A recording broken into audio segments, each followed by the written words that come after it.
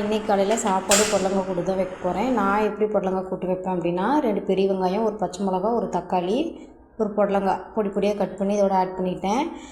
மஞ்சத்தூள், உப்பு, பெருங்காயத்தூள், நான் இதோட கடலைப்பருப்பு எதுவும் சேர்க்கல, துவரம்பருப்பு மட்டும்தான் போட்டிருக்கேன். அதை கழுவிட்டு இதோட சேர்த்துட்டு ஒரு 3 விசில் விட்டு எடுத்துட்டேன். நான் பார்த்திங்கன்னா 2 வேளைக்கு இதே தான் செய்கிறேன். காலையில் டைமில் நான் டிஃபன் ஐட்டம் எதுவும் செய்யறதில்லை. ஏன்னா நானும் 2 பசங்க தான் இருக்கோம். அதனால் மீந்து போயிடும் அப்படின்ட்டு நான் 2 வேளைக்கு சாப்பாடு இந்த மாதிரி குழம்பு, ஒரு பொரியல் இப்படி செஞ்சுருவேன்.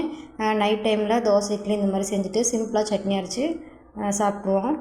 நான் பார்த்திங்கன்னா புடலங்காய் கூட்டு இந்த மாதிரி தான் செய்வேன். இல்லை இந்த மாதிரி வேணாம் அப்படின்னா குக்கர் விசில் வந்ததும் ஓப்பன் பண்ணிவிட்டு தேங்காய், சீரகம், பச்சை மிளகாய் இதை அரைச்சி காயை நல்லா மிக்ஸ் பண்ணி விட்டுட்டு இதோட கொஞ்சம் ஊற்றி கொதிக்க விட்டு தாளிச்சிட்டு இறக்கிக்கலாம். நான் பார்த்திங்கன்னா அந்த தேங்காய், சீரகம் அரைச்சி சேர்க்குற அந்த டேஸ்ட்டு பிடிக்கல.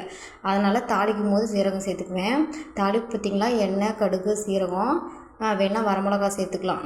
எனக்கு அந்த பச்சை மிளகா, சாம்பார் தூள் காரமே போதும். அதனால் ஒரு பெரிய வெங்காயம், கொஞ்சமாக சாம்பார் தூள் நல்லா வதக்கி விட்டுட்டு அந்த காயை நல்லா மிக்ஸ் பண்ணி விட்டுட்டு இதோட சேர்த்து கொஞ்சம் நேரம் கொதிக்க விட்டு கொத்தமல்லி தழை போட்டு இறக்கிக்கலாம். இதிலே பார்த்திங்கன்னா சொரக்காய், முட்டைக்கோசு இந்த மாதிரி எதுனாலும் சேர்த்து செஞ்சுக்கலாம். டேஸ்ட்டு சூப்பராக இருக்கும். இந்த கூட்டு பார்த்திங்கன்னா மீந்து போயிடுச்சுன்னா நைட்டு தோசை, சப்பாத்தி இந்த மாதிரி செஞ்சேன்னா சைடிஷை வச்சு சாப்பிட்றதுக்கு டேஸ்ட் நல்லாயிருக்கும். நான் நைட் அடுப்பு எதுவும் க்ளீன் பண்ணாமல் அப்படியே படுத்துட்டேன்.